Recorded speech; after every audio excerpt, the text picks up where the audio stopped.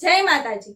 ઘરની વહુને ઘરની લક્ષ્મી કેમ કહેવાય છે, ચાલો એ જાણીએ। એ પહેલા કમેન્ટમાં જય માં લક્ષ્મી જરૂરથી લખજો, કેમ કે તે ઘરના બધા કામ કરીને ઘરના પૈસા બચાવે છે। ઘરના કમાતા સભ્યોની સેવા વગર પૈસે કરે છે।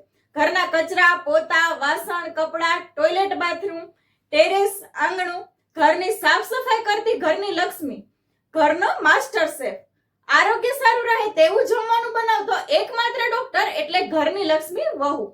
તો એ સમાજના દરેક ફંક્શનમાં ફૂલ સ્વેગ સાથે જોવા મળતી અને કોને કેટલો વ્યવહાર કરવો એ સાચવતી લક્ષ્મી એટલે ઘરની વહુ। છોકરાઓને જન્મ આપે ને ઉછેર કરવા, એને સંસ્કાર આપવા, શિક્ષણ આપવું એ તમામ કાર્ય કરતી સરસ્વતી એટલે ઘરની વહુ। અને તમારા જીવનમાં એન્ટરટેનમેન્ટનો ભાગ એટલે તમારી અર્ધાંગીની, એ તમારા ઘરની લક્ષ્મી તમારી વહુ।